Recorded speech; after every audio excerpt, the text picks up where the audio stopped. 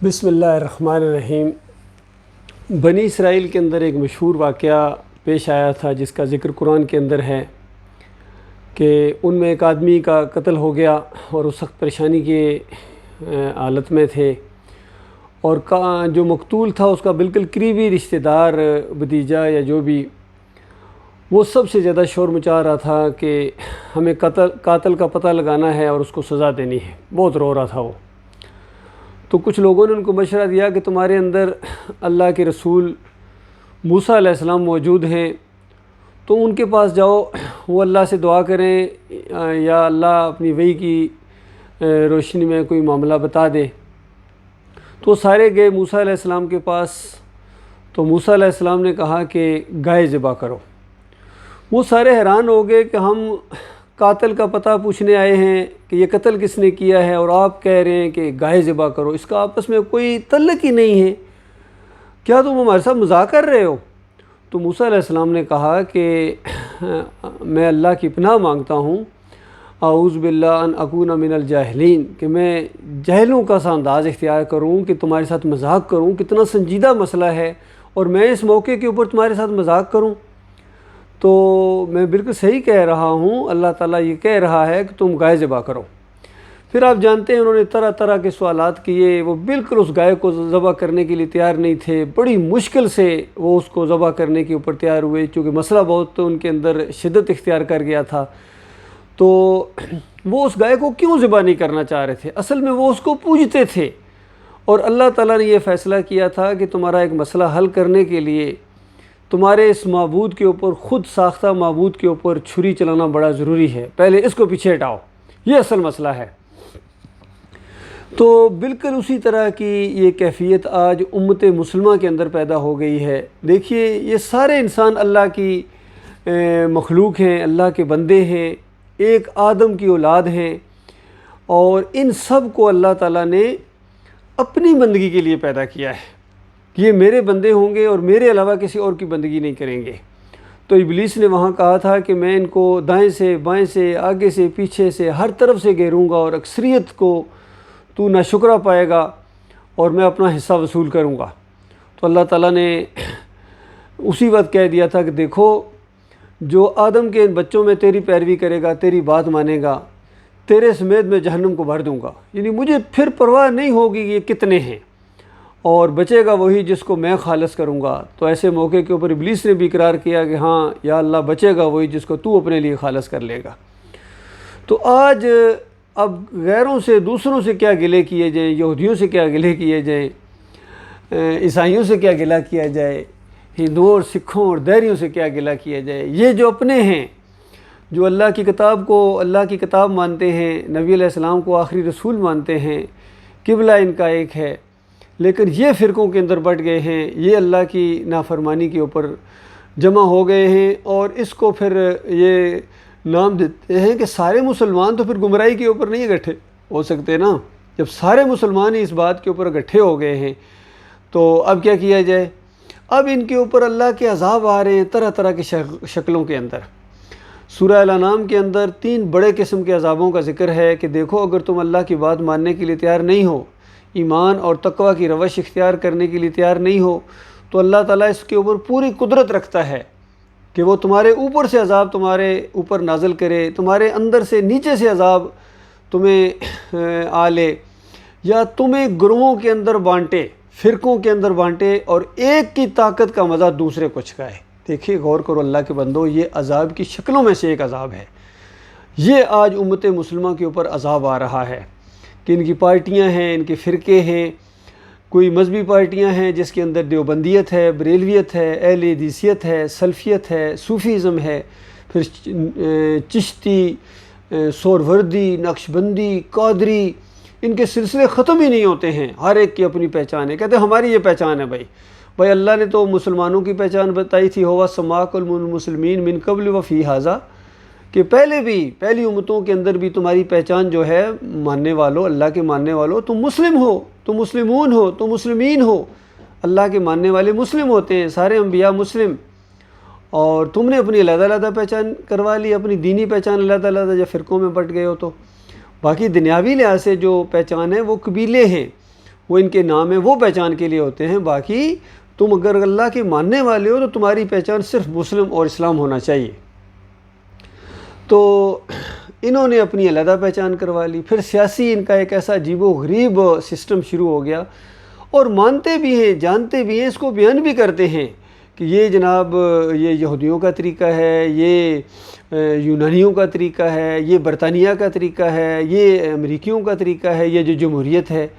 اور اسی کو پالش کرنے کی کوشش کرتے ہیں، اسی کے پیچھے لگے ہوئے ہیں، اور سمجھتے ہیں کہ پاکستان کی جو بقا ہے وہ جمہوریت کے اندر ہے۔ حالانکہ سارے مسائل ان کے 75 سال ہو گئے ہیں جو ان کو ذلت اور خواری اور ان کو عذاب کے اوپر عذاب آ رہے ہیں اللہ تعالیٰ کے، وہ اس جمہوریتی کی تو وجہ سے ہیں۔ فرقے بنتے ہیں، نفرتیں پیدا ہوتی ہیں، ناانصافیاں ہیں، ظلم ہے۔ آپ اندازہ لگائیں جو تحریک انصاف بنی ہے کہ ایک ایسی تحریک ہے، ایک ایسی جماعت جو انصاف برپا کرے گی، تو خود اس کو انصاف نہیں مل رہا ہے، اور ان کی حکومت آنے کے بعد یوں کہتے ہیں ہم بے بس ہیں۔ ہر بندہ کہتا میں بے بس ہوں۔ کس طرح بے بس ہو؟ صدر کہہ رہا میں بے بس ہوں، وزیر اعظم کہہ رہا میں بے بس ہوں، اور چیف جسٹس کہہ رہا ہے میں بے بس ہوں، آرمی چیف کہہ رہا میں بے بس ہوں۔ تو فیصلے کون کرے گا؟ تو اللہ کے بندو، پھر یہ مہنگائی کا ایک زور جو ان دنوں کے اندر دیکھا نہیں جا رہا، یقین کیجئے لوگوں کے انٹرویو آتے ہیں، روتے ہیں اور بد دعائیں دیتے ہیں حکومت کو، بڑوں کو بد دعائیں دیتے ہیں، اور یہ سب کچھ دیکھ کے دل بھی کڑتا ہے کہ آخر وجہ کیا ہے، اس کا حل کیا ہے؟ اس کا حل ایک ہی ہے میرے پیارے بھائیو، یقین کیجئے، کاش تمہیں اللہ کے اوپر یقین آ جائے کہ میں تمہیں بالکل تمہارے سامنے میں اللہ کی بات پیش کر رہا ہوں، قرآن کی بات پیش کر رہا ہوں کہ اس کا ایک ہی حل ہے کہ مزار گراؤ، مزار گرا دو، تمہارے سارے مسائل حل ہو جائیں گے۔ آپ حیران ہوں کہ یہ کیا بات کر رہے ہیں؟ ہم مہنگائی کی بات کر رہے ہیں اور آپ کہہ رہے ہیں مزار گراؤ۔ یہ بالکل اسی طرح کی بات ہے جس طرح بنی اسرائیل کے اندر وہ مقتول اور قاتل کا معاملہ تھا، تو کہا گیا کہ گائے کو ذبح کرو، کیونکہ گائے کو وہ پوجتے تھے۔ اسی طریقے سے جب تک تمہاری یہ پوجا گائیں ختم نہیں ہوگی، تم مزاروں کو پوجتے ہو۔ مزار دیکھ کے گبرو نوجوان کا سر جھک جاتا ہے عقیدت سے۔ یہ ڈرائیور لوگ میں نے دیکھے ہیں، جب کبھی سفر کے دوران گانا بجانا چل رہا ہوگا اور جیسا کوئی مزار آئے گا، کوئی جھنڈیاں ادھر ادھر سرخ پیلی نیلی جھنڈیاں، اگر قبر عام طور پر یہ سڑکوں کے کنارے بناتے ہیں جو پیشہ ور قسم کے لوگ ہیں، تو وہاں وہ مال بٹورتے ہیں، تو اس گبرو جوان کی گردن جھک جاتی ہے اس طرح، اور وہ ٹیپ ریکارڈر کو بند کر دیتا ہے۔ تھوڑی دیر کے وہ جب اس رینج سے نکلتا ہے تو پھر اس کے بعد وہ شروع کر دیتا ہے، اور اگر احساس دلایا جائے یہ کیا کر رہے ہو، کہتا نہیں جی یہ احترام ہوتا ہے۔ وہ احترام ہے تو اللہ زیادہ اس کا مستحق ہے کہ اس کا احترام کیا جائے۔ یہ گانے بجانے سے کس نے منع کیا ہے؟ بابے نے منع کیا ہے یا اللہ نے منع کیا ہے؟ اللہ نے منع کیا ہے، تو اللہ کا احترام ہونا چاہیے نا، اللہ کا احترام نہیں ان کا احترام۔ تو یہ احترام کے اندر شرک ہے، تمہارے نزدیک ان کا زیادہ احترام ہے۔ اور پھر عام طور پر کبھی یہ بھی ہوتا ہے کہ اگر یہ گانا بجانا لگایا ہوا ہو تو ان کو منع کیا جائے، دیکھو یہ تو شیطانی چیز ہے، تو کبھی کبھی کچھ ڈرائیور حضرات اس کو بند کر کے پھر قوالیاں شروع کر دیتے ہیں۔ تو میں کئی دفعہ کہتا ہوں اس سے تو پہلا والا بہتر تھا، کیونکہ وہ تو گناہ تھا قابل معافی، اور یہ جو تم نے قوالیاں شروع کر دی ہیں یہ تو ناقابل معافی جرم ہے، یہ تو شرک ہے،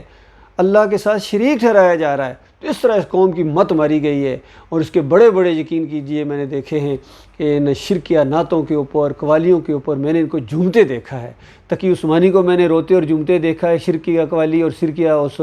نعت کو سنتے ہوئے۔ شرکیہ نعت کہ نبی علیہ السلام کو اللہ سے آگے بڑھایا جا رہا ہے، اور حضرت صاحب اپنے آنسو پوچھ رہے ہیں، گویا یہ عقیدت کے اندر بچھے جا رہے ہیں۔ اسی طریقے سے آرمی چیف جنرل باجوہ کو میں نے جھومتے دیکھا ہے عقیدت کے اندر شرکیہ نعت کے اوپر، اور عمران خان صاحب کا تو کہنا ہی کیا، یہ تو دل دادا تھے، وہ جو فرمائش کر کے کہا کرتے تھے کہ دمہ دم مست کلندر اور علی علی علی علی، اس طرح شرکیہ قوالیوں اور شرکیہ ان گانوں کے اندر جھومتے ہیں، ہاتھ میں تسبیح اٹھائے اور پھر جھوم رہے ہوتے ہیں شرک کے اوپر۔ تو سارے اسی طریقے سے، مفتی محمود صاحب اسی طریقے سے حلوہ بانٹنے والے، ذوالفقار علی بھٹو سونے کے دروازے لگانے والے، ڈاکٹر اسرار موری شریف جا کے چادریں چڑھانے والے، اور یہ دوسرے جتنے فضل الرحمان ہو گئے یا طاہر القادری ہو گئے، طارق جمیل ہو گئے، یہ سارے کے سارے شرک کے اندر ڈوبے ہوئے ہیں، مسلکوں کے اندر ڈوبے ہوئے ہیں۔ یہ ان کا اصلی جرم ہے، ان کا اصلی جرم عوام کا، عوام مجرم ہے، یاد رکھیے۔ یہ عوام آج کل جو پٹ رہی ہے ان کے اوپر اللہ کا عذاب آ رہا ہے، کیونکہ یہ مجرم ہیں، انہوں نے اللہ کے ساتھ شرک کیا ہے، انہوں نے چادریں چڑھائی ہیں، انہوں نے عرس اور میلے کیے ہیں، اور انہوں نے اللہ کے ساتھ یہ شریک ٹھہرایا، کسی کو داتا بنایا، کسی کو دستگیر بنایا، کسی کو مشکل کشا بنایا، حاجت روا بنایا۔ کھوٹی قسمت ان کی یہاں کھڑی ہوتی ہے، غریب نواز ان کے قبر والے ہیں، اور ان کے واسطے وسیلے، پھر وہاں بڑی بڑی دیگیں، بڑے بڑے حلوے اور چادریں چڑھاوے سب کچھ ہیں، رکوع اور سجدے۔ یہ ثابت کرتے ہیں ان کے علماء، ان کے مشرق مفسرین ان کو یہ گولی دیتے ہیں، یہ کہتے ہیں قرآن سے ثابت ہے۔ محمود الحسن صاحب تفسیر شبیر احمد عثمانی کے اندر لکھتے ہیں، پہلے صفحے کے اوپر توحید کی جو کڑاکے کی آیت آ رہی ہے اس کا ترجمہ بالکل صحیح لکھتے ہیں، لیکن حاشیہ چلاتے ہیں 5 نمبر اور کہتے ہیں اس آیت شریفہ سے معلوم ہوا ایاک نعبد و ایاک نستعین کی تشریح کر رہے ہیں۔ کہتے ہیں اس آیت شریفہ سے معلوم ہوا کہ اللہ کے نیک بندوں کو، مقبول بندوں کو خالص واسطہ رحمت الہی سمجھ کر اگر ان کو بھی پکارا جائے تو یہ بھی اللہ ہی کو پکار رہا ہے۔ بتائیے، سارا مسئلہ ختم، توحید ختم، اور یہ وہی والی توحید بن گئی جس طرح ہمارے پرائم منسٹر صاحب، ایکس پرائم منسٹر، ایاک نعبد و ایاک نستعین سے شروع کرتے ہیں اور جا کے گنج شکر کے مزار کے اوپر سجدہ کرتے ہیں جناب۔ یہ ان کا ایاک نعبد و ایاک نستعین ہے۔ پھر یہاں یا علی مدد کا پٹا میں نے خود ان کو بنواتے دیکھا ہے، تو ان کو ایمان عقیدے کی ہوا نہیں لگی ہے، یقین کیجئے۔ اور اسی طریقے سے اعلیٰ حضرت کا بھی یہی فرمان ہے کہ یہ اللہ کے نیک بندے ہیں، ان کو پکارنا، ان کے یہ واسطے وسیلے، یہ اللہ اس سے خوش ہوتا ہے۔ خادم رضوی اسی کے اوپر ٹٹے رہے، پوری زندگی یہی شرک کرتے رہے اور کراتے رہے، اور شرک کے نعرے لگواتے اپنی آخرت ہمیشہ کے لیے برباد کر دی۔ اور ان کا بیٹا اب کہتا ہے، سعد رضوی کا بیان اندازہ لگے، کہتے ہیں ہماری پہچان یہ ہے، کہتے ہیں پہلے تو ہمارے کچھ آتے تھے، مقررین آتے تھے، تھوڑا بہت اپنا تعارف کراتے تھے، اب ہم سب کا ایک ہی تعارف ہے کہ ہم سارے جو ہیں وہ نبی علیہ السلام کے کتے ہیں۔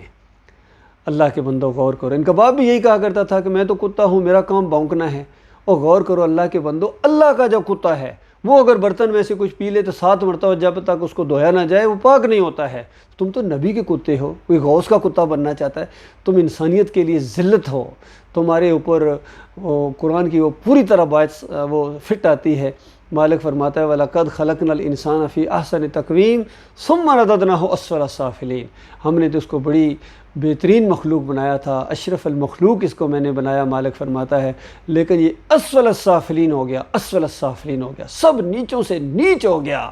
تمہارے ماتھے جب جا کے ٹیکے ہیں ان درگاہوں کے اوپر، بوسے دیتے ہو، کہتے ہیں بوسا ہے، یہ عقیدت ہے محبت، اور یہی شرک ہے، یہی شرک، اسی کو شرک کہتے ہیں۔ اگر آپ شرک نہیں مانتے ہیں تو اس کا مطلب یہ تو نہیں ہے کہ شرک نہیں ہے۔ اسی طریقے سے ان بڑے بڑے اکابرین کے جتنے عقیدے، مشرکانہ عقیدے گزرے ہیں، ان کی جب نشاندہی کی جائے تو آگے سے جواب دیتے نا جی ان کو کچھ نہ کہنا، ان کو کچھ نہ کہنا، کیا پتہ مرنے سے پہلے توبہ کر لی ہو، کیا پتہ مرنے سے پہلے کلمہ پڑھ لیا ہو۔ تو یہ اصول پھر سب کے لیے رکھو، ایک کے لیے اصول کیوں ہیں؟ قادیانی نے کیا پتہ مرنے سے پہلے توبہ کر لی ہو، یہ معاملہ ایسا نہیں ہے۔ عالم دین کے لیے توبہ کا ایک طریقہ اللہ تعالیٰ نے بیان کیا ہے۔ مالک فرماتا ہے اِلَّا الَّذِينَ تَابُوا وَأَصْلَحُوا وَبَيَّنُوا، جو توبہ کریں، اپنی اصلاح کریں، اس کو بیان کریں۔ عالم دین کی توبہ اس طرح ہوتی ہے کہ بیان کریں کہ میں اس سے پہلے جو تمہیں شرک کرواتا رہا ہوں، یا علی مدد کے نعرے لگواتا رہا ہوں، یا رسول مدد کے نعرے لگواتا رہا ہوں، 12ویں کے کیک میں نے کاٹے اور میں نے 11ویں کی کھانے تقسیم کیے، اور اس کے وہ محرم کی سبیلیں اور کھچڑے اور یہ حلیم میں نے گوٹے اور یہ میں نے کیا ہے، یہ سب کچھ میں توبہ کرتا ہوں اپنے مالک اور خالق سے، تم بھی توبہ کرو۔ شیطان کا وار تھا اور اللہ تعالیٰ ہمیں معاف کرے، اس طریقے سے توبہ کرو، تب تمہاری توبہ توبہ ہے۔ ورنہ یہ کہ ان کو کچھ نہ کہو تو پھر اس کے بعد آپ کے دماغوں کے اندر اللہ کا کوئی وقار نہیں ہے، اللہ کی کوئی عزت نہیں ہے۔ اللہ تعالیٰ نے سب کے نام لیے ہیں، پچھلے بڑے بڑے جو بدماش گزرے، شرک اور کفر کے جو دائی گزرے ہیں، ان کا نام لیا ہے اللہ تعالیٰ نے قرآن کے اندر۔ فرعون کا نام لیا ہے، حامان کا نام لیا ہے، قارون کا نام لیا ہے، اور ابو لہب کا نام لیا ہے۔ نام لے کے، انگلی رکھ کے، اور نبی علیہ السلام کی سنت ہے، عمر بن لئی الخزائی، نبی علیہ السلام نے نام لیا ہے، یہ ہے جس نے امت ابراہیم علیہ السلام کے اندر جب یہ شرک کا انجیکشن دیا ہے تو اس نے سب سے پہلے یہ عقیدہ پیش کیا ہے، تب یہ امت ماری گئی ہے۔ تو اسی طریقے سے اس آخری امت محمد صلی اللہ علیہ وسلم کی امت کے اندر جو شرک کا انجیکشن دیا گیا، صوفیوں کے ذریعے شرک تو آ چکا تھا، وحدت الوجود، وحدت الشہود کے عقیدے آ چکے تھے، لیکن مکمل تباہی ابھی باقی تھی، جو عود روح فی القبر کے ذریعے اس امت کی رگوں کے اندر شرک کا انجیکشن دے دیا گیا کہ مردہ یہ زندہ ہو جاتا ہے، سنتا ہے، دیکھتا ہے، پہچانتا ہے، اور آواز لگاؤ تو وہ جواب دیتا ہے، اس کا سلام کرو جواب دیتا ہے مردہ۔ اندازہ لگے اللہ فرمائے قیامت سے پہلے مردہ سر نہیں اٹھا سکتا ہے۔ اموات غیر احیاء، یہ مردہ ہے، ان کے اندر زندگی کی رمق تک باقی نہیں۔ تم ان کو داتا، دستگیر، مشکل کشا، حاجت روا کہتے ہو، غوث اور مختار کل کہتے ہو، ان کے اندر زندگی کی رمق تک باقی نہیں ہے۔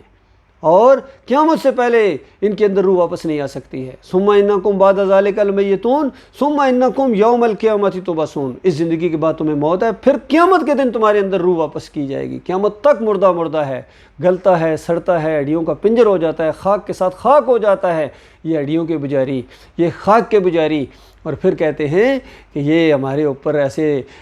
چوروں اور ڈاکوؤں کو مسلط کر دیا گیا ہے۔ ابھی تو اللہ نے بڑا ہلکا ہاتھ رکھا ہوا ہے، چوروں اور ڈاکوؤں کو مسلط کیا ہے۔ بنی اسرائیل کے اوپر اللہ تعالیٰ نے فرعون کو مسلط کیا تھا جو ان کے بچوں کو ذبح کرتا تھا۔ ابھی یہ تمہارے بچوں کو تو ذبح نہیں کرتے ہیں نا، ابھی تو انہوں نے ہلکا ہاتھ رکھا ہوا ہے۔ اللہ تعالیٰ تمہیں بار بار موقع دے رہا ہے غور و فکر کرنے کے لیے۔ جب ان چوروں ڈاکوؤں کو اللہ تعالیٰ پکڑے گا، ان کو بھی نہیں چھوڑے گا، لیکن اس سے پہلے یہ تمہارے اوپر اللہ کا عذاب ہے۔ عوام، میں آپ سے مخاطب ہوں، میرے پاکستانیوں، میری قوم کے لوگوں، للہ توبہ کرو، معافی مانگو اپنے مالک اور خالق سے۔ لا الہ الا اللہ محمد رسول اللہ سوچ کے پڑھو، لا الہ الا اللہ، اللہ کے علاوہ کوئی الہ نہیں ہے، کوئی معبود نہیں ہے، کوئی رکوع اور سجدے کے لائق نہیں ہے، کوئی پکار کے لائق نہیں ہے، کوئی واسطے وسیلے کے لائق نہیں ہے، کوئی نہیں ہے۔ اگر تم نے کسی ایک کو بھی سجدہ کیا، کسی ایک کو سجدہ ثابت کیا، جس طرح یہ کہتے ہیں یوسف علیہ السلام کو سجدہ ہوا، پورے خاندان نے کیا، پورے خاندان نے یوسف علیہ السلام کو سجدہ نہیں کیا تھا،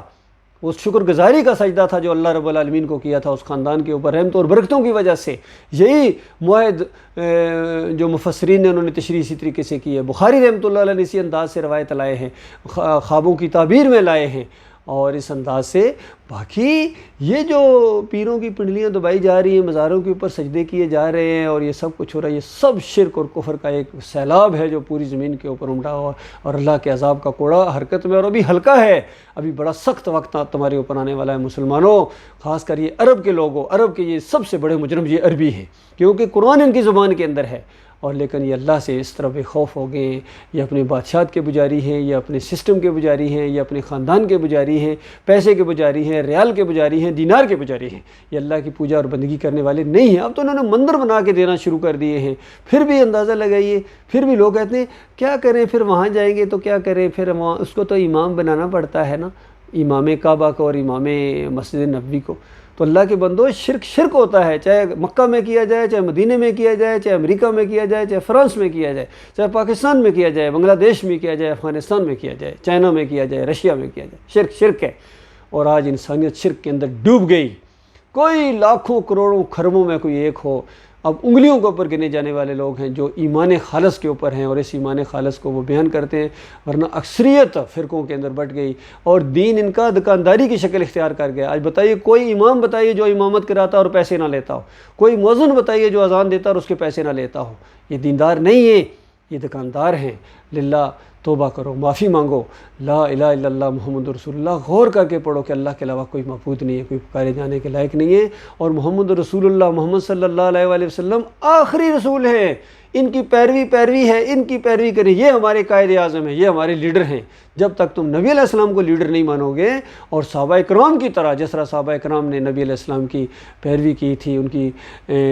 پیچھے چلے تھے، نقش قدم پر چلے تھے، اور لات منات اور حبل کی خدائیوں کو انہوں نے ٹھوکر سے اس کی کھال اتار دی تھی اور ہر طرف اللہ ہی اللہ ہوتی تھی، یہ 13 سال مکہ کے اندر اس بات کے لیے مارے کھانا پڑے، دیس نکالا دیا گیا ہے، پھر جا کے مدینہ ریاست بنی ہے۔ مدینہ ریاست آسانی سے بنتی ہے کوئی؟ یہ مدینہ ریاست بنائیں گے، یہ فضل الرحمان مدینہ ریاست بنائے گا یا عمران خان مدینہ ریاست بنائے گا؟ یہ اس دعوت کے دشمن ہیں، جس طرح مشرکین مکہ اس دعوت کے دشمن تھے، اسی طرح یہ اس دعوت کے دشمن ہیں۔ اور توحید کی دعوت جب کھل کے سامنے آئے گی، یہ سارے ایک ہو جائیں گے، عمران خان اور شہباز شریف اور نواز شریف، یہ سارے ایک ہو جائیں گے، کیونکہ ان سب کا ایجنڈا جمہوریت ہے، اور جمہوریت شرک ہے، کفر ہے، طاغوتی نظام ہے اور اسلام کی ضد ہے۔ یہ سارے اس جو کشتی کے مسافر ہیں، اللہ یہ کہ کسی کو اللہ تعالیٰ توفیق دے اور توبہ استغفار کر کے اس گندگی سے نکل کر وہ اسلام کی طرف آ جائے، ایمان کی طرف آ جائے۔ اللہ تعالیٰ آپ کو اس کی توفیق عطا فرمائے۔ وأقول قولی ھذا استغفر اللہ لی ولکم ولسائر المسلمین۔ میرے پیارے بھائیوں، میں آپ کا خیر خواہ ہوں، میں آپ کا بھائی ہوں، میں کوئی مولوی اور پیر نہیں ہوں، میں بھی آرمی افسر ہوں الحمدللہ، 70 PM میں لانگ کورس تھا میرا، اور میرا دل دھڑکتا ہے آپ کے ساتھ، میرا قوم کے ساتھ، فوج کے ساتھ۔ فوج میری ہے، میں فوج کا ہوں، اور میں اپنے فوجی بھائیوں کو آج سے 38 سال پہلے یہی میں نے دعوت دی تھی، یہی معاملہ بتایا تھا کہ دیکھو تمہارے سارے دکھوں کا ایک علاج ہے کہ تم شرک نہ کرو، توحید کی بات کو اس کو مانو۔ کیونکہ مارننگ PT پریڈ میں یا علی مدد دم دم علی کے نعرے لگواتے تھے ہمارے کرنل نجم الحسن ملک، جو ایک خاص فرقے کے لوگ تھے، فرقہ دماغ ان کا مشرکانہ تھا، اور الٹا انہوں نے کیس بنا کے مجھے فوج سے نکلوا دیا۔ لیکن مسئلہ یہ ہے کہ اس سے مسئلہ حل نہیں ہوگا تمہارا مسئلہ یہ ہے کہ تمہاری آخرت کا کیا بنے گا۔ جنت اور جہنم کا مسئلہ ہے، جہنم منہ کھولے تمہارا انتظار کر رہی ہے کہ اگر تم نے ایمان عقیدے کی اس بات کو نہ مانا تو ہمیشہ ہمیشہ کی آگ کے اندر تمہیں رہنا پڑے گا، چاہے تم صدر صاحب ہو، وزیر اعظم ہو، پرائم منسٹر ہو، ایم این اے ہو، ایم پی ہو، جج ہو، سپریم کورٹ کے جج ہو، سیشن جج ہو، جو مرضی ہو، بڑے بڑے افسر ہو، قارون کے خزانوں کے مالک ہو، تم جہنم کی آگ سے نہیں بچ سکتے ہو الا یہ کہ تم توبہ کرو اور بات مان لو گے تو اللہ تعالیٰ نے بڑے بڑے محلات جو جنتوں کے اندر تیار کر کے رکھے، اپنے مخلص بندوں کے لیے تیار کر کے رکھے ہوئے ہیں۔ اللہ تعالیٰ غور و فکر کرنے کی توفیق عطا فرمائے۔ السلام علیکم ورحمۃ اللہ وبرکاتہ۔